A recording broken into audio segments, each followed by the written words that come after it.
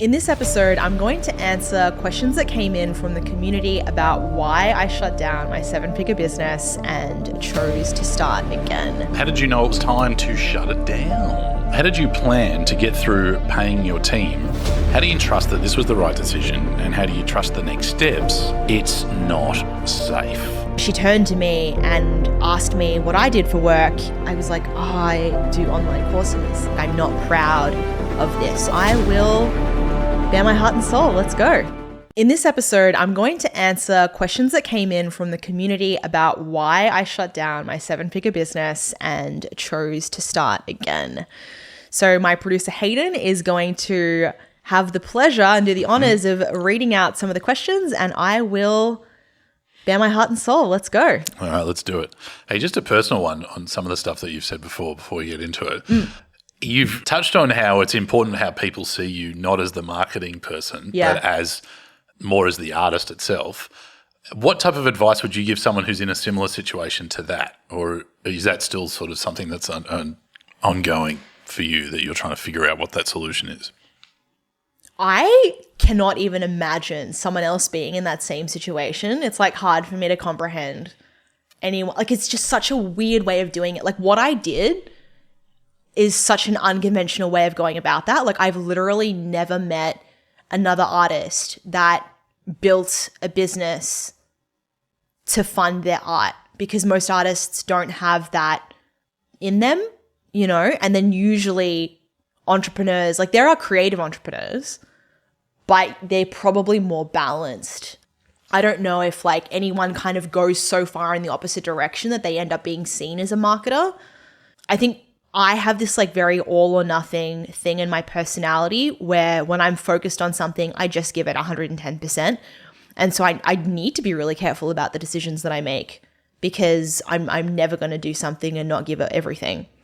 But yeah, I mean, I guess if I had advice, I would say make a decision about, you know what? Here's the advice. The advice is be really, really clear on where your personal boundaries are. Get super clear on what you're willing to do, what you're not willing to do, and where the line is for you.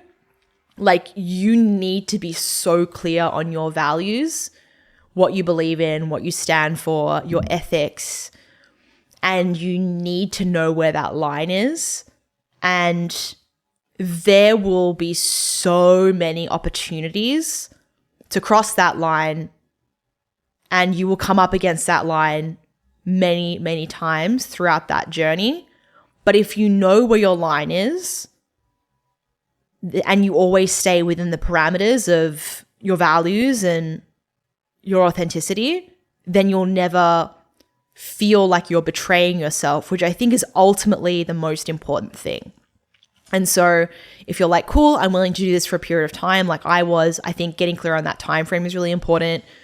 The amount of time that you're willing to dedicate, and then just the specific things you're willing to do and the specific things that you're willing to talk about. Like, there were so many things that I could have done to make more money that I was just not willing to because they fell outside my value system. And I was like, I'm not, like, that would be out of integrity for me. And I'm not willing to do that. I'm not willing to sell that. I'm not willing to build that type of business. Like, this is in alignment with my values. This is in alignment with my gifts or my genius. I think what I realized was that if I were to pursue the human design business, outside of obviously the fact that it would have taken another couple of years, it felt like it was too far away from my North Star in order for it to feel in integrity with me. And I feel like I danced a really fine line with the human design stuff for a while. And ultimately I was like, you know, if I'm teaching content marketing, you know, I'm teaching people how to write, I'm teaching people storytelling, like, that's fine. I'm happy to do that. Anything that is within the realm of communications is in integrity. If I'm kind of going into this whole other arena and I'm just doing it because it's a really good business opportunity, you know, like, where is that line? So I think those are the really important things. And then when it comes to the pain or the anguish of people seeing you differently, something that I've relished in is having a select few people who know who I really am. And I think if you have those people in your life, you know, like a partner, close friends, lovers, maybe family, if you're close to your family, I'm not, people who see you and really know who you are at that deeper level, then as long as someone sees you, that is going to be what gets you through. As long as you're spending some time dedicated to doing what you really want and talking about the things that you really value, that's going to be really important. And having some people in your life that share that vision or share those values, I think is really important. The thing that is going to be really hard is feeling like you don't belong in a world that you're kind of stuck in or committed to. For me, that is what caused a lot of suffering, feeling like I don't belong in this world of business coaches and people that, I feel like I belong in a world of creatives. You know, like when I'm around other filmmakers and other writers, I'm just like, yeah, I belong here. You know, like these people care about the same things that I do. They think about the things that I do. You know, we see the world the same way. You know, often when I'm in a room of especially online marketers and online business people, like at these kind of like very big business events, depending on the event, I'll often feel out of place. But sometimes there are really cool people that are very well-rounded and, you know, like I'll be friends with them. But I think, yeah, if you are doing something that's very far away from your North Star, then you can probably start to feel quite lonely. So just get as close as you can and stay there and have those time frames and those lines very clearly defined. How did you know it was time to shut it down? In December of 2022, I was walking down Abbot Kinney with someone that I was dating at the time, and we ran into someone that he knew who happened to be an Emmy award-winning filmmaker, Oscar-nominated, incredible career, was making the types of things that, not necessarily that I wanted to make, but had an incredible filmmaking career and, you know, had things on Netflix and things like that.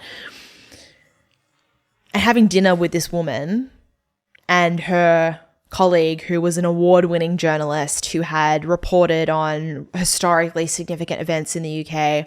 And they were all significantly older than me, like at least, 15 years, 20 years older than me.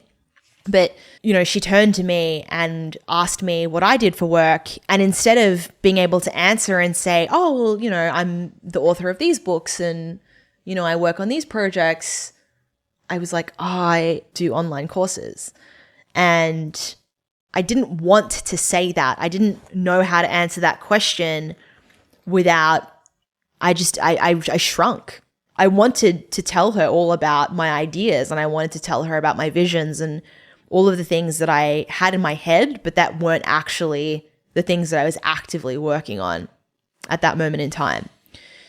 And I was like, okay, I'm now at a point in my life where I am bumping into people that are in the reality of my dreams, like I now have access to an echelon of successful creatives that I could have never even dreamed that I'd have access to. Like I know that I'm close, About 2 months before that, I had dinner with Neil Strauss in Malibu.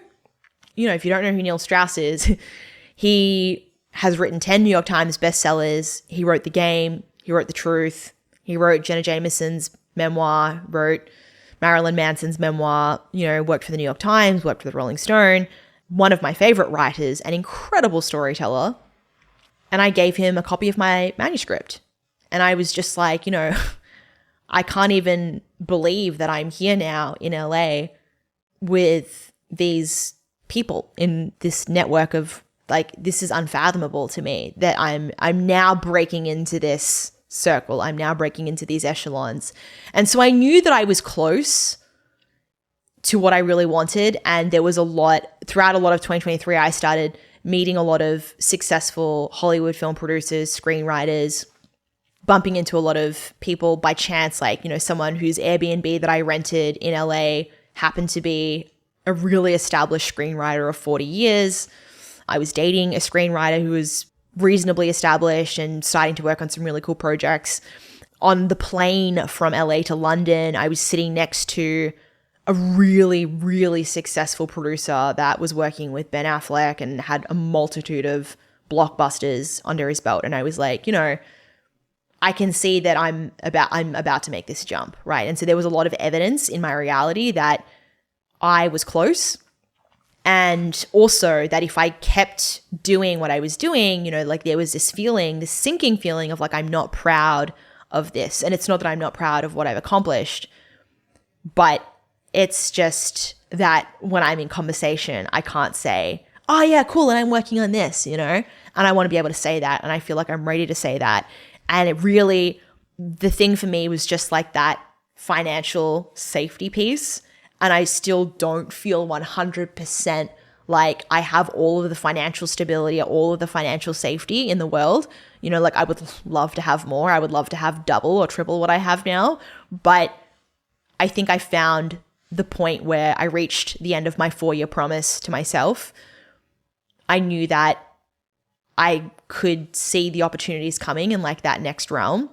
And I have enough savings and enough safety to provide for myself in some way where I can work part-time and I can spend, maybe 70% of my time pursuing creative work. How did you plan to get through paying your team whilst navigating your next move?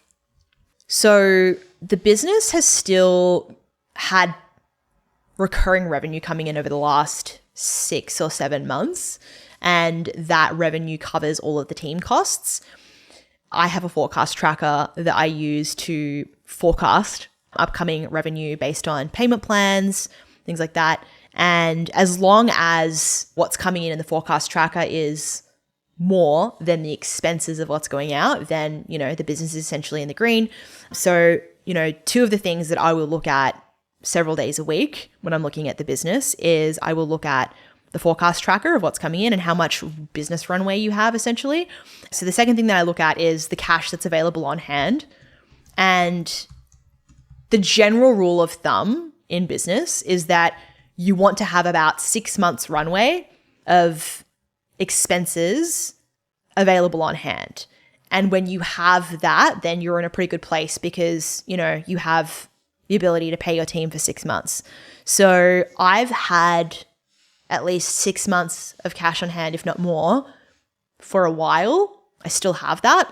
So I've also had the recurring revenue for the last 6-7 months of maybe somewhere between $25,000 to $35,000 a month coming in, which exceeds all of the expenses, which aren't that much. And I'm also living reasonably modest at the moment as well. The next one is kind of about trust, similar to the first question. It's kind of a few parters. How do you know that and trust that this was the right decision? And how do you trust the next steps? What steps did you take to trust yourself? How do you trust yourself? So there's a core issue of trust there, really. Yeah, so this question comes up a lot in any business coaching format. Your ability to trust yourself is a skill that gets strengthened with practice and time. And a really big part of becoming an entrepreneur is learning how to strengthen that muscle, because you cannot get to a certain level of success without building that muscle and strengthening it, to the point where you're essentially a trust bodybuilding champion. So there are so many things, decisions that you will have to make throughout the journey. Like, do I hire this person? Do I invest in this mentor? Is now a really good time for me to launch a new offer? Like, is it time to kill this offer? Is now a good time to be investing in an online store or in that project or changing our subscription to this tech? Like, there are literally decisions that you will make every single month of the journey. Should I hire support coaches? Should I let go of the support coaches? Like, you will be making so many of those decisions throughout that whole period of time. And if you don't know how to trust yourself, and if you don't know how to make decisions, then you simply won't progress as a business owner, let alone arriving at a really big decision, which is, should I shut it all down or should I pack it all in? And is now the time? Is now the time to be doing this? Do I have enough money to be doing this? And so I'd say that part of the process is having the way that you make decisions and knowing what is important in your decision-making process, like what are the factors for you.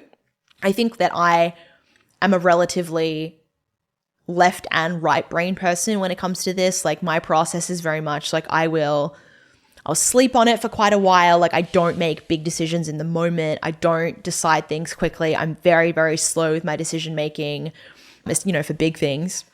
I will meditate on things quite a bit. I'll journal. I'll have a lot of different conversations with all of my inner circle, like my close friends, anyone that I think is relevant from an experience or authority standpoint. And typically after enough time passes of like verbal processing and talking out loud, kind of tuning into my body and how it feels, like something that I do is I will weigh out lots of different scenarios in my process and I will go, okay, cool.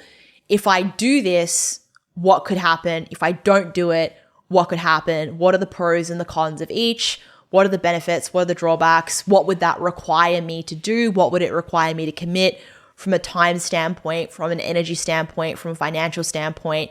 Am I willing to put in that time, that energy, that money?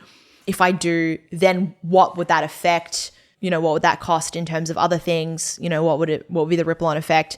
And then it's just really looking at like what I'm willing to do.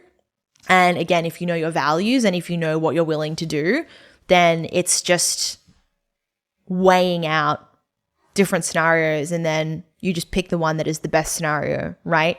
I do have a very logical kind of process to figuring out, I guess, opportunity cost, which is another really big part of becoming, an entrepreneur, is figuring out the opportunity cost to everything. And something's always going to be more valuable, less valuable to you. And it's just going, okay, cool.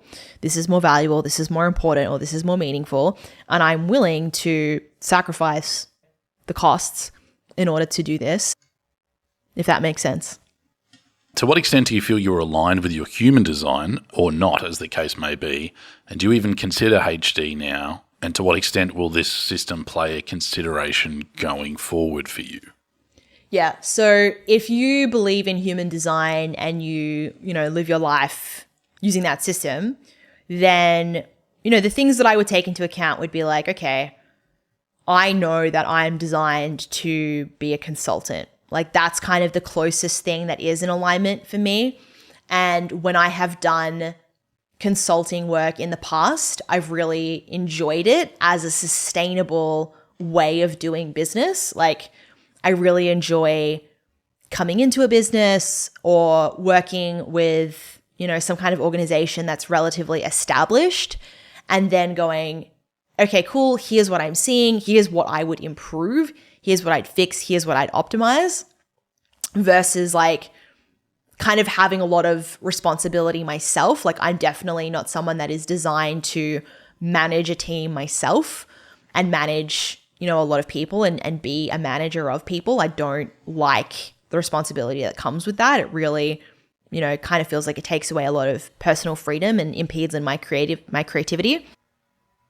I think that I was able to maneuver things in my business as much as possible to give myself the freedoms that I wanted by hiring people that were more designed to manage the business or more designed to manage team members.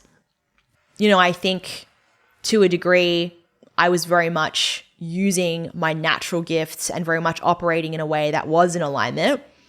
And I don't think it really comes down to human design as much as it comes down to like, what are your values and what are your passions, right? Because what like human design is going to indicate to you structure. It's going to indicate the best way of going about things. And again, I think my desire for financial freedom or for like a good nest egg to provide that was stronger than anything else. And I don't regret it. I don't take it back. I do it all again. I do use my emotional authority to sleep on things. I do really, really reflect on things and think about them.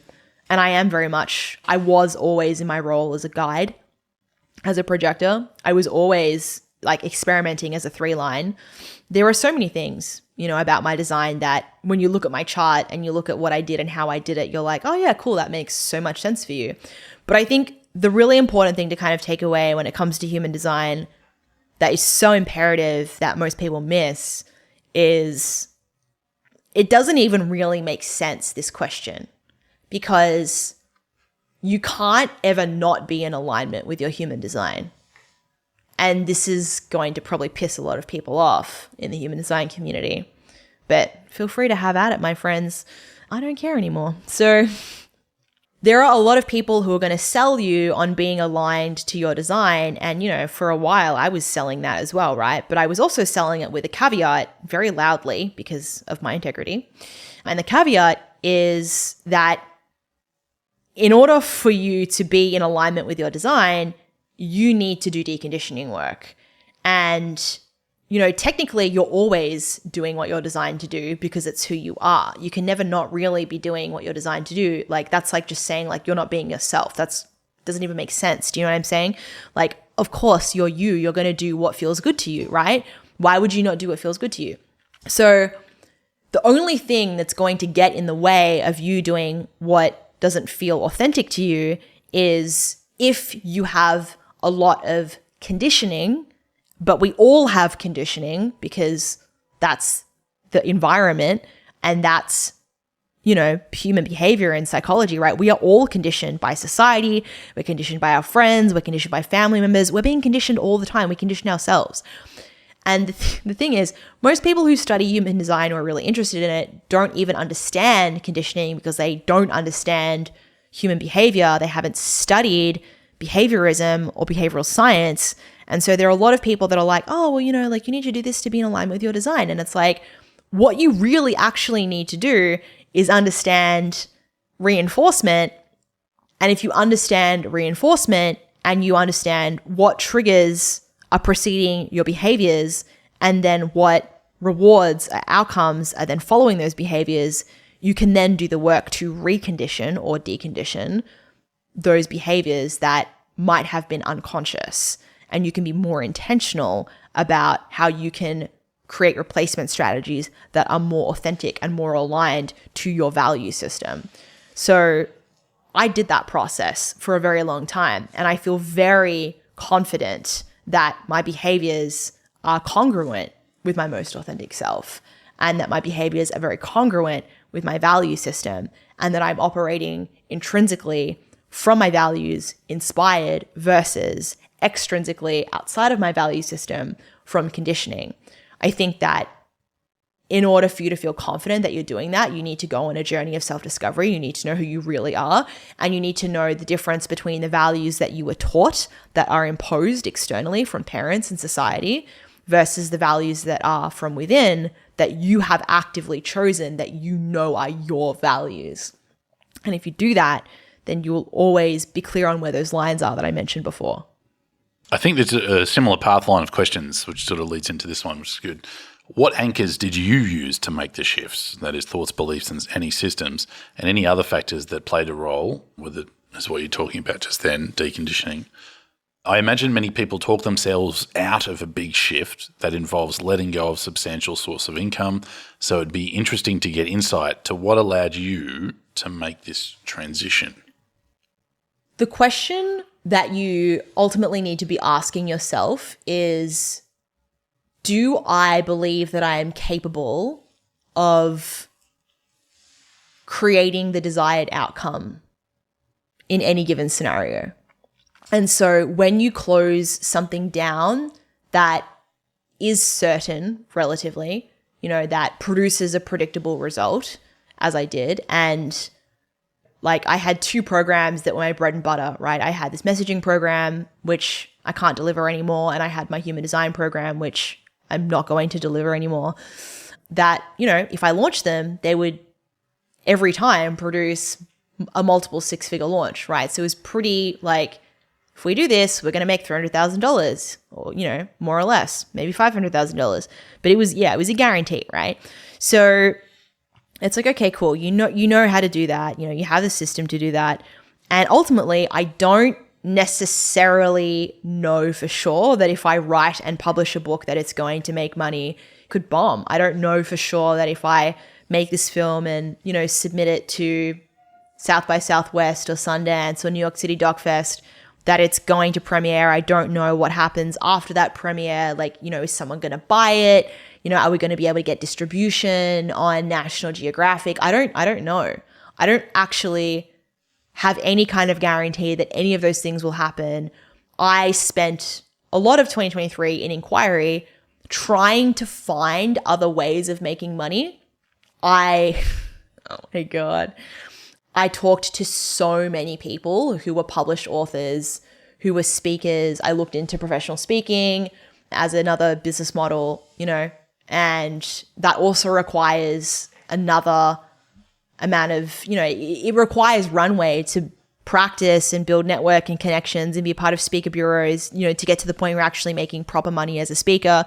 I looked into so many different things, and it was basically all just kind of, it all requires you to build new systems, new methodologies, and it's all the same, right? And so I think it doesn't really matter what industry you're in.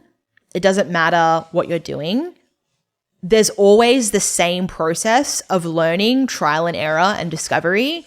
And I think if you've done it once and you have evidence in your life that you can figure something out and that you are capable of figuring a system out, or you are capable of figuring a particular industry out, then you have that confidence that you can figure it out again in any industry, in any, you know, you can figure out any system.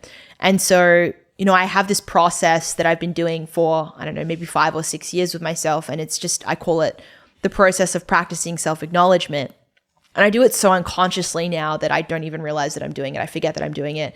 Every time I do something that is significant or profound, you know, or like I'll create something where I'm at cause of the effect, I will acknowledge myself and I'll kind of pat myself on the back and I'll be like, hey, you created that. Good job. Like, look at what you manifested there. Look at what you created.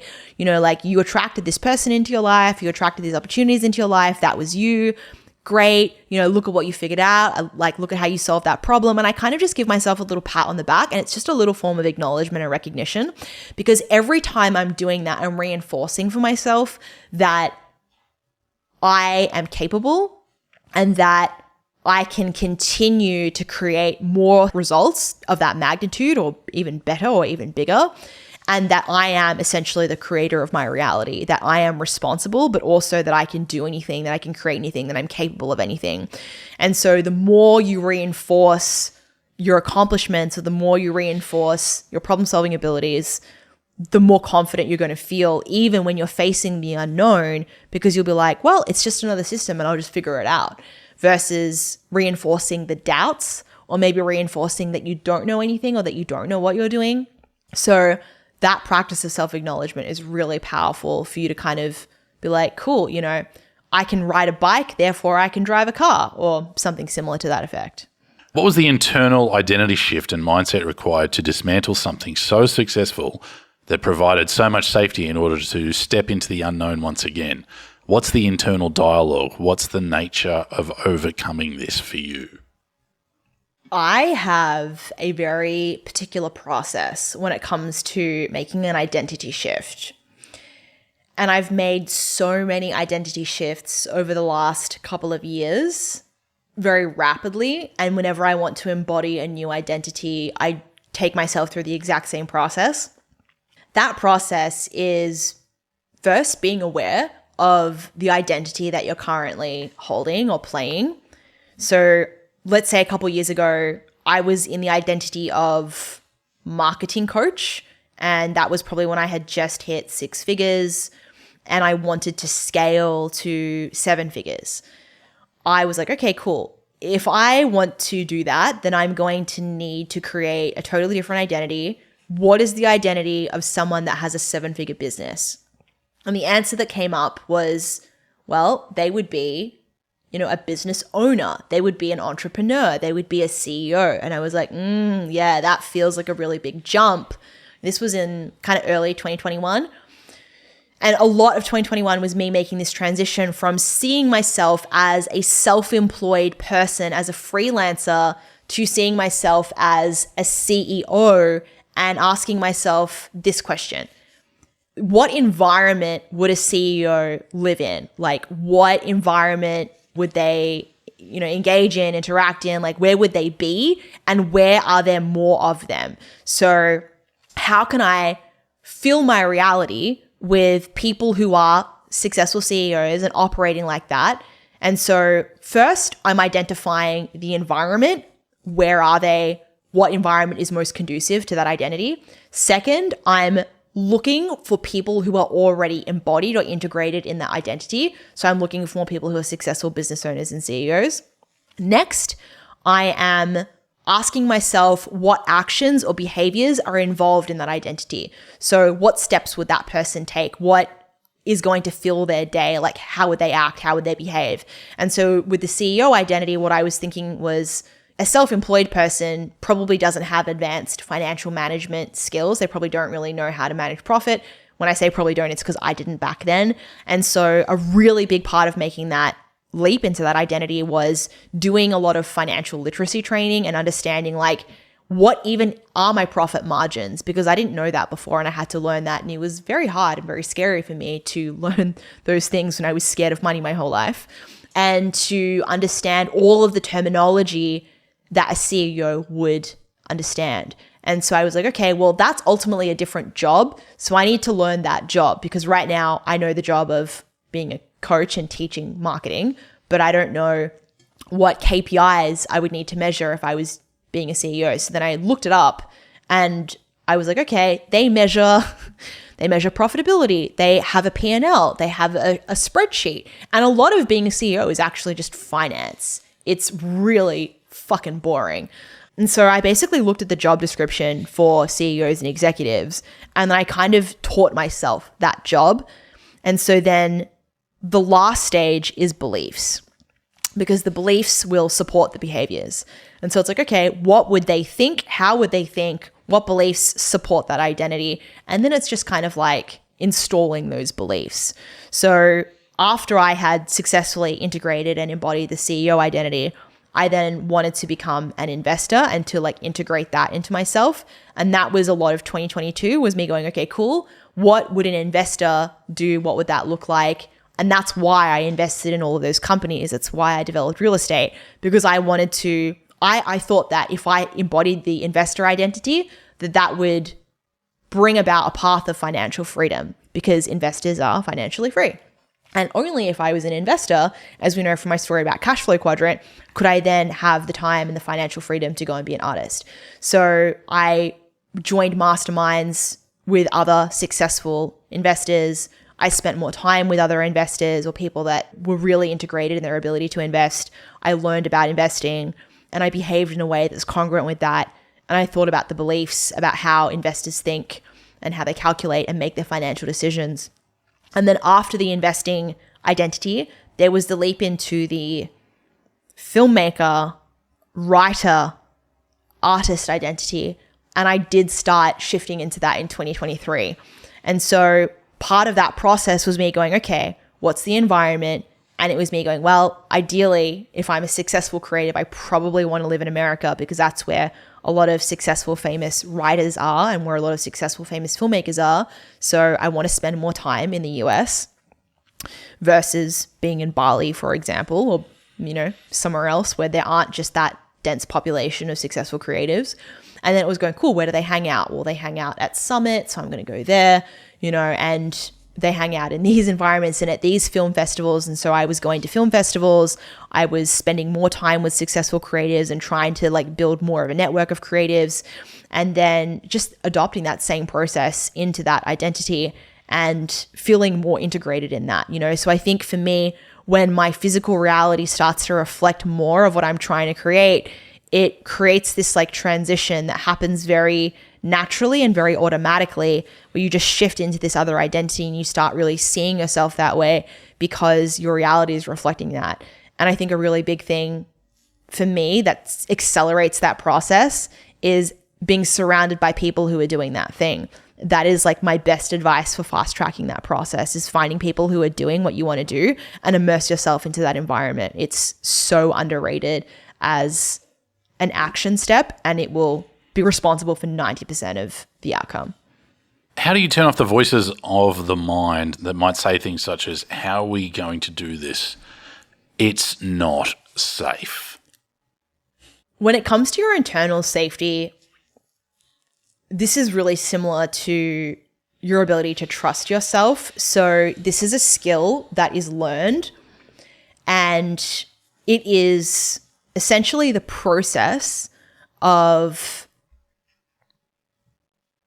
sitting with the uncomfortable emotions that come up, the fears that come up, and being able to dissolve them by no longer resisting them. So I actually have a hypothesis about pain. It's quite stoic. And my hypothesis, and this is what I spent a lot of my entrepreneurial journey doing, is that we all have a safety mechanism, like a set point where, you know, our internal biological drive to survive will prompt the mind to, you know, say narratives like that, or, you know, to just halt and stop in our tracks. And the practice is for you to sit with as much pain and discomfort as possible so that you can essentially expand your own window of tolerance, because the more pain and discomfort and uncertainty that you can handle, the less susceptible you are to that having a hold of you. So you can actually completely override it by increasing your own tolerance to it. You want to basically become so comfortable in the face of pain, you know, uncertainty, fear, discomfort, that it no longer has an effect on you. Every time you are doing something that you've never done before, whether it's in business or in relationship, whenever we are presented with something unfamiliar, the mind will automatically label it as risky and therefore unsafe. Once you do this once, you build the muscle, you do it again, you build the muscle again, and it is a very specific practice. It's a behavioral practice. I actually wrote about this in one of my books, which hopefully will be released next year. And it's an exercise. It's an exercise that you can practice. And then once you've done it a few times, you know, it's basically just, it's self-mastery. When you felt like, I haven't actually heard you talk about this, so I'm thinking you must have put that in an Instagram post or something. When you felt like you were just repeating and recycling content, were you bored by it? And I find myself in a plateau where I don't know what to talk about anymore. Yeah, a really big pain point, or just like a point of annoyance and frustration for me, was feeling very, very bored by launching the same things, selling the same things, marketing the same things, and having to say the same stuff over and over and over again. Because I am a creative, I love the creative process. And so I love coming up with new ideas. I love, you know, coming up with the story for everything that I'm launching. I love creating new graphics. I love, you know, it's when it's fresh and it's new, it's exciting, it's creative, right? When you're just doing the same thing, it's really boring.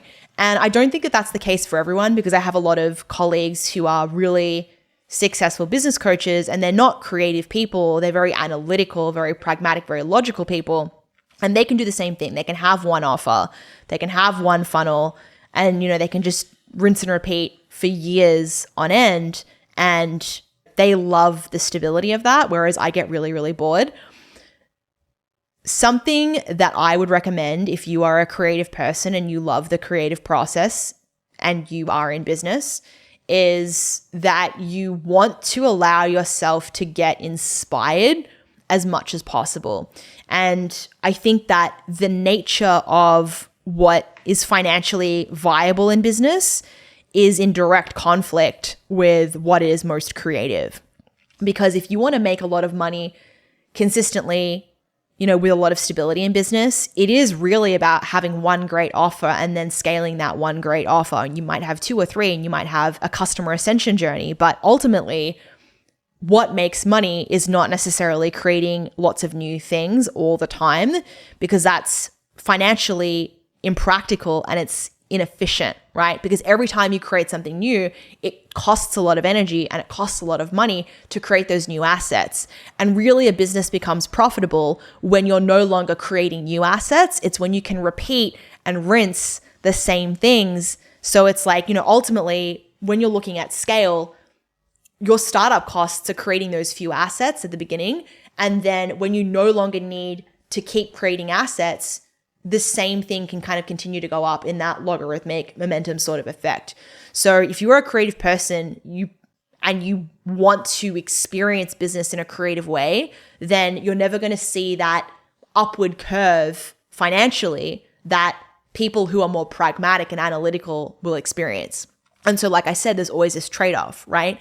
And I think that if you want to be happy and fulfilled in business, then you need to spend a lot of time creative loafing, where you take space in order to feel inspired, and you're like going on walks, you're going to galleries, like you just give yourself that space, because creative ideas can never arrive through busyness. They can never arrive through being burnt out. Like creativity is born from emptiness. It's born from the void. It's born from nothing. It's born from space.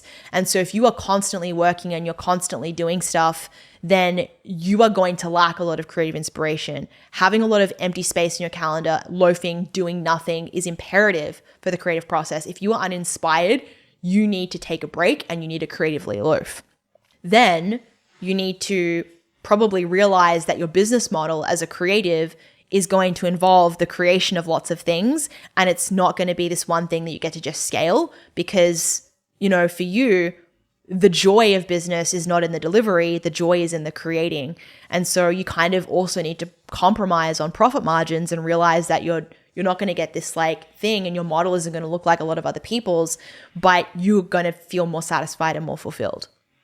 Fair enough. And finally, last one. How did you find out what you wanted instead when something is already working? There would be so much momentum to keep going. How did you open up to new ideas of what you wanted to pursue instead?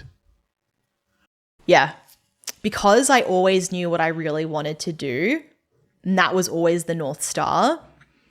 What has really been the shift for me is not necessarily what do I want to do instead, but the question that I've been asking myself that I'm only really starting to answer now is, what does a sustainable business look like where I'm working 2 days a week and not spending 80% of the time marketing? So it's less about what do I want to do instead that's more fulfilling, and it's more practical and around what is going to be something that will actually allow me to not be consumed by, where the journey is not necessarily about growing and scaling and client delivery and managing a team and the journey. And there is no actual journey. It's really more like, what's a business that I can basically turn into a job that I can do 2 days a week, part-time, without it interfering with my life too much? So yeah, it's not about the subject matter. It's really more about structure. But you're obviously good at talking about this stuff. Like you've built an audience and stuff. Mm-hmm. And you speak quite passionately and well about it. And now the world loses that in a way, like because you're going elsewhere, right? Like how are you, like, it's not something you're going to close the door on forever, is it? Like, is it possibly that you might come back to this sort of stuff in the future? Like there's always another decision? Or when you say this sort of stuff, what do you mean? I mean like the business sort of, like talking about business and I guess what you were doing with the human online courses and stuff, right? Mm. Like you'll always be around to talk about business and stuff, won't you? Will you? Like, I guess like if you go to make documentaries and things like that, like you'll kind of leave this type of business behind. Is that kind of... I don't know the answer to that yet. Yeah, okay. I know what you mean though. And I feel like that question comes up all the time with everybody. Mm. Everyone's like, but you're really good at this. And like, what do you mean? Why would you not? I don't get it.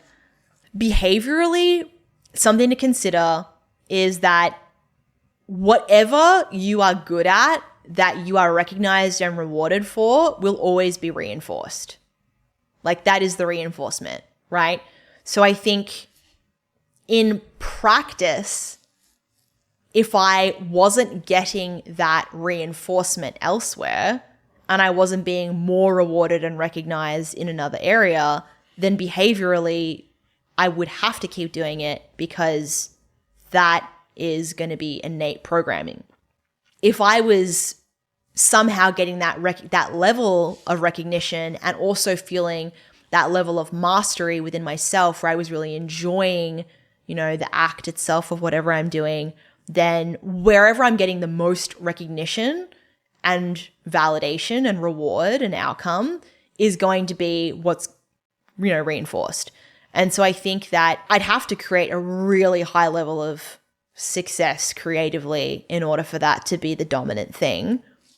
Part of my intention actually with this podcast is to create that recognition and reward for myself while maintaining connection with community, where I can really enjoy teaching without the extrinsic part of, well, I'm doing this for money, which taints everything. Mm-hmm. And so I'm like, if I have some kind of community project where I can help people and, people can send in their questions and, ask for advice, and I can connect to them and feel really excited about the impact that I get to make, then I still get all of the benefits of the coaching business in terms of impact and reward and recognition without the downsides of people without the responsibility, essentially. And so this podcast was actually my solution to making that transition. On your future ventures that you're going to go into, will you apply the same sort of 4 years tactics and stuff like that to see whether or not that works and where you're going next? Or is this going to be whatever it is whatever it is? I think this is just kind of indefinite for now. In general, I am a pretty measured person. I do measure things, but I think I would try and do things as sustainably as possible. I do have, without saying too much, I do have an opportunity that's presented itself, and ironically, it is actually kind of a 4-year opportunity. It's not exactly a 4-year contract, but it's somewhere between 3 and 5 years where it would pay off pretty big. That I didn't decide that was just the roll of the dice. So we'll see. Thank you so much for sending in all of the questions. I loved answering them. Lots of food for thought, lots of really great insight that came out of there. And our next episode, I'm going to be diving a lot deeper into the quest of making money as an artist and expanding on the decision to start again versus pivot.